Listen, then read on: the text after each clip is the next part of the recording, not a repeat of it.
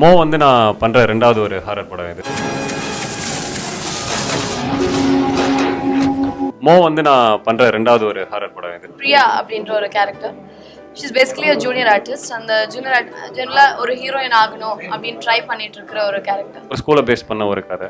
சுற்றி என் கூட ஒரு 3 பேர் இருப்பாங்க. அவங்க பண்ணுற காமெடிஸ் என்ன எப்படி இருக்கும், பேய் என்ன பண்ணோம், பேயை நாங்கள் என்ன பண்ணுவோம் அப்படின்ற கதையெல்லாம் சொன்னாங்க. சரி பேயை வச்சு விளையாடுவோம் வாங்க அப்படின்ட்டு ஆரம்பித்த படம் தான் இந்த மூ. நிறைய ஆர்டிஸ்ட் பண்ண வேண்டிய படம்.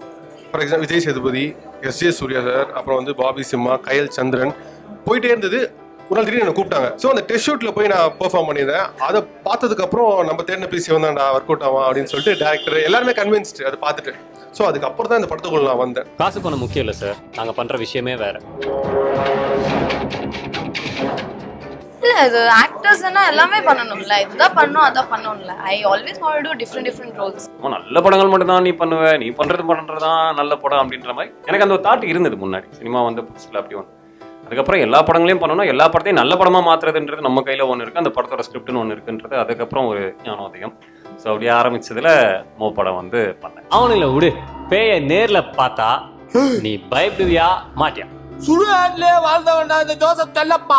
பேய் நம்பிக்கைன்றது கிடையாது, பயம் இருக்கும். நைட்ல எங்கேயாவது போகும்போது வரும்போதெல்லாம் திடீர்னு ஏதாவது ஒன்று. இந்த முன்னெல்லாம் டிவி சீரியல்ல ஒரு ஜென்மம் எக்ஸ்னு ஒரு பாட்டு ஒன்று, அந்த சீரியலோட சாங்கே ஒரு மாதிரி பயமா இருக்கும். எனக்கு கோஸ்ட்னா பயம், ஆனால் கோஸ்ட் படம் பார்த்தீங்கன்னா ரொம்ப பிடிக்கும். அந்த ஷூட்டிங் ஸ்பாட் வந்து எங்களுக்கு என்னன்னா முக்கால்வாசி சீன்ஸ் எல்லாமே நைட்ல தான் போச்சு. அந்த இடமே ஒரு மாதிரி ஹாண்டடாக தான் இருக்கும்.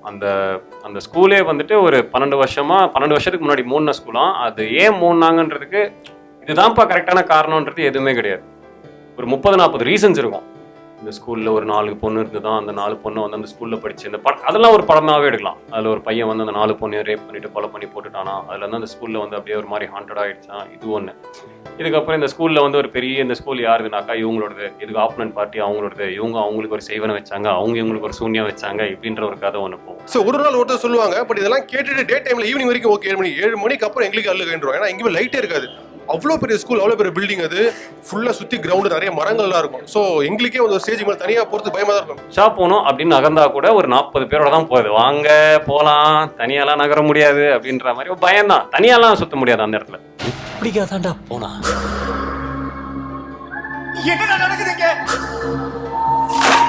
இரானியன் மூவின்றுவாங்க. படம் போயிட்டு இருக்கோம், டப்புன்னு பேர் போட்டுருவாங்க. ஓ வா வாட் அ மூவி அப்படின்ட்டு எந்திரிச்சு வந்துடும். பட் ஒன்றுமே புரிஞ்சிருக்காது எனக்கு என்னடா சொல்ல வந்தீங்கன்றது.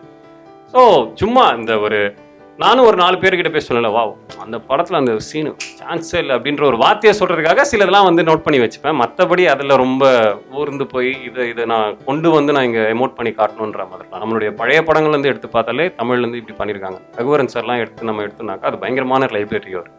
அவர்கிட்ட இருந்து நம்ம எடுக்க வேண்டியதே அவ்வளோ இருக்கு.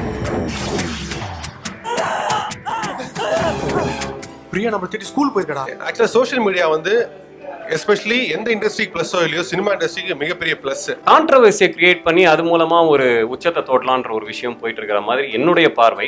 They really don't know how much hard work, எவ்வளோ கஷ்டப்பட்டு நாங்கள் ஒரு படம் பண்ணிட்டு இருக்கோன்றது அவங்க மேபி ஒரு நாள் ஷூட் ஸ்பாட்டுக்கு வந்தால் தெரியும். நீங்க நல்லா இருக்குன்னு கூட சொல்ல வேண்டாம், வாவ் சூப்பரா இருக்குன்னு கூட நீங்க சொல்ல வேணாம். படம் பார்த்துட்டு வந்துட்டீங்களா, அமைதியா இருங்க, எல்லாரும் போய் பார்க்கட்டும். ஒரு வெள்ளிக்கிழமை படம் ரிலீஸ் ஆகுதா, ஒரு திங்கக்கிழமை வரைக்கும் இருங்க, ஒரு சனி ஞாயிறு திங்கள் 3 நாள் தான். இந்த 3 நாள் கழிச்சு நீங்க பேசிக்கோங்க, ரிவ்யூ பண்ணலாம். என்னன்னா படம் ரிலீஸ் ஆனதுக்கு அப்புறம் ஒரு 3-4 டேஸ்க்கு அப்புறம் பண்றது ஓகே. இவங்க என்னன்னா ஒரு எந்தூல படத்தை பார்த்த உடனே ரிவ்யூ பண்றதுனால படம் அவங்களுக்கு மேபி பிடிக்காம போகலாம். சினிமாவை பொறுத்த வரைக்கும் ஒருத்தர் ஒரு பாயிண்ட் ஆஃப் வியூ. ஒரு படம் பார்க்கும்போது ஒருத்தர் பிடிக்கலாம், ஒருத்தர் பிடிக்காம போகலாம். ஸோ அந்த பர்டிகுலர் ரிவ்யூருக்கு வந்து படம் பிடிக்கல அப்படின்னா அவங்க நெகட்டிவா சொல்லிட்டா அது வந்து அந்த ஹோல் படத்தோட பிசினஸே பாதிக்குது. You cannot stop it. People they keep writing, can't do anything I think. பேய் வச்சு தான் நம்ம போட்டினா மாவன நானா பேயான்னு பாத்துறேன்டா.